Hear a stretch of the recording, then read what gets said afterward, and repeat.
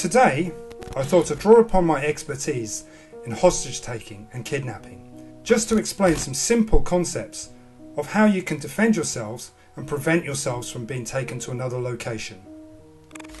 So keep watching. One form of criminal behaviour could be described as a lead-away.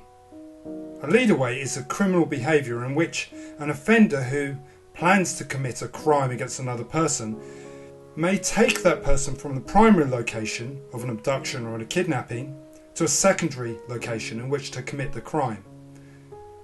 There is a simple logic for lead-aways. Lead-aways have to occur in an open space.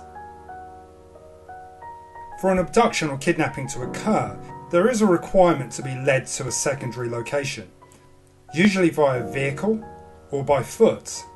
But either way, the process will require some form of physical contact between you and the other person.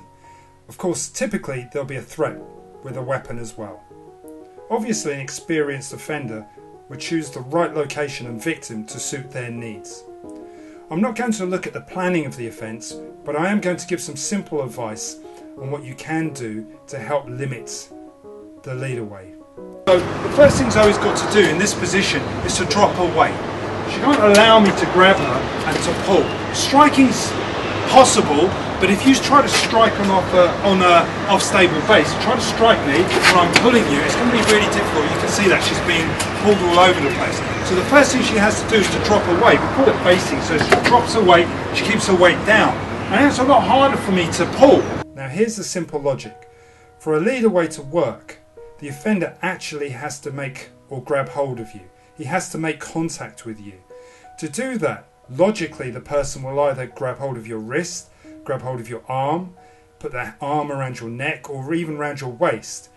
They're unlikely to do it in such a way to attract attention. So here's your job. Your job is to try to attract as much attention as you can to what's happening, because typically lead-aways are in public spaces. The offender in this case has to draw as little attention to the offence as possible. So for you, the best thing to do would be to grab hold of the person, drop your weight, and try to draw as much attention to the offence or the offender as possible. Drawing attention is an obvious thing to do, but what it does is it attracts help, or most importantly, distracts the offender.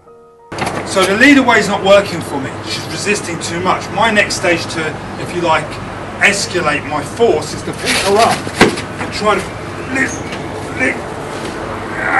literally drag her and then try to pull her in. But if you can see, she's giving me a hard time because she's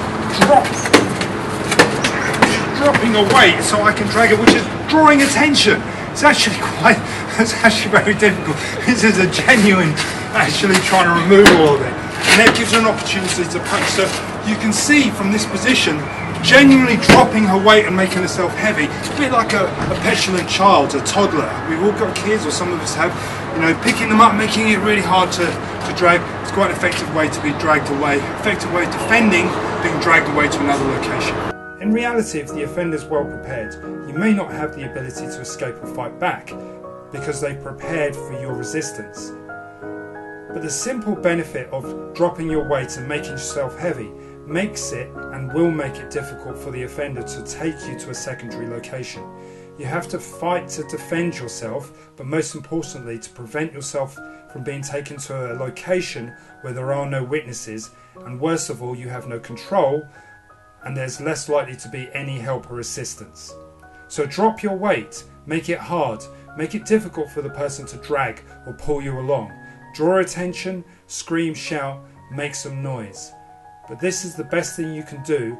You have to draw as much attention to yourself as possible and make it difficult for someone to manhandle you and extract you to another location. Now, of course, if this is a well-placed crime, a well-planned and experienced offender, he may choose the time and the opportunity in which to elicit the offence. In other words, the street may be deserted, it may be empty, and you may be on your own. Lastly, this isn't a video on situational awareness, but being aware of your environment is something that I'll discuss in further videos. But at this stage, I just want to highlight that what you should do with a lead-away attack is to try to draw as much attention to the offender as possible. Thanks for watching.